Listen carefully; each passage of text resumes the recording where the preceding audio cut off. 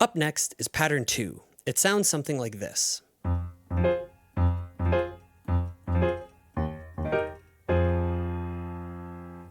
We have F, A flat, and C in the right hand, and F and C in the left hand, followed by E flat, G, B flat in the right hand, with E flat and B flat in the left. The chords are also going to apply for the larger hand position, but you'll just have the root in the left hand. So for the F minor chord, you have Fs, and for the E flat major chord, you'll have E flat. For this pattern, the way I want you to start it is to break it down into two components. The first one is just to simply create a pulse between the pinky and then the chord. Simple enough, right?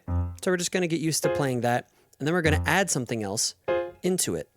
You'll notice that in the left hand, the two dots that have a line connecting the two of them, when I was playing the pattern, I played it like this. A really quick succession of the two notes in the left hand preceding the right hand's chord.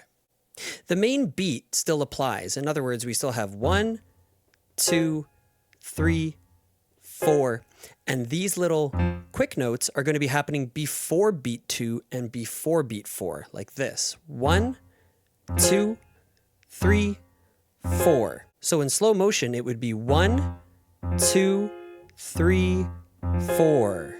The chord is happening on the beat.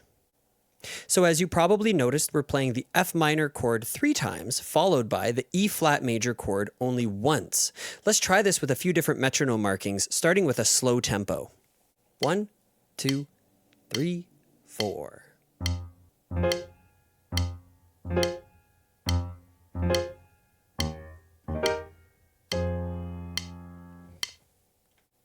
Next, with a medium tempo in 1, 2, 3, 4.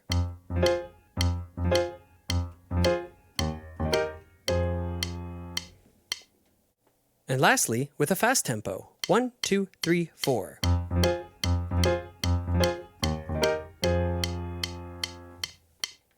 Let's next try it with a drum beat at a medium tempo. 1, 2, 3, 4.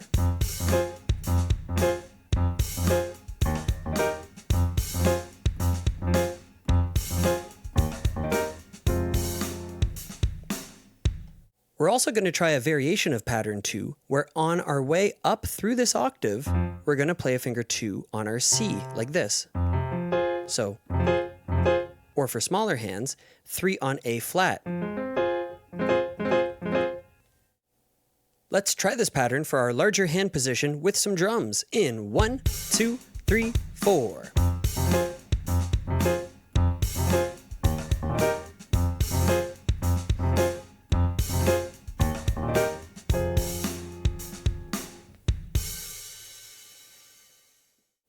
The last thing that I'll recommend is to play a pinky in the left hand after you've played the second chord. And you can try it at various parts of beat 4's rhythm. So in other words, we could try it on the E, the and, or the of beat 4. And to explain, I'm talking about breaking up each beat into quarters. 1 E and a, 2 E and a, 3 E and a, 4 E and a.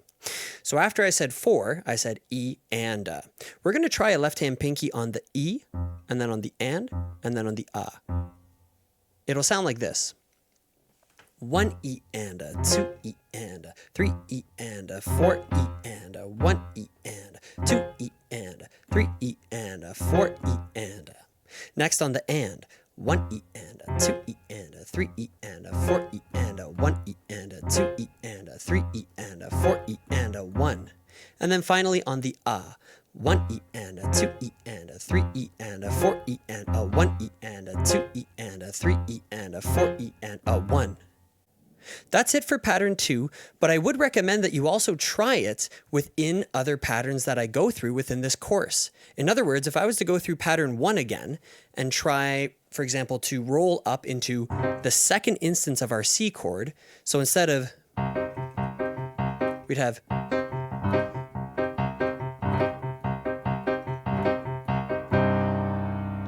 You can get some really interesting results, and you can try that on any pattern. It's just going to take you a little bit of time to break it down. The idea is to start to combine these patterns in new and various ways so that way you're slowly creating your own style based on the preferences of what you like the most in each of these patterns. In other words, explore, augment, permutate, create your own variations, and it's going to be the most rewarding doing it that way. I'll see you over at pattern 3.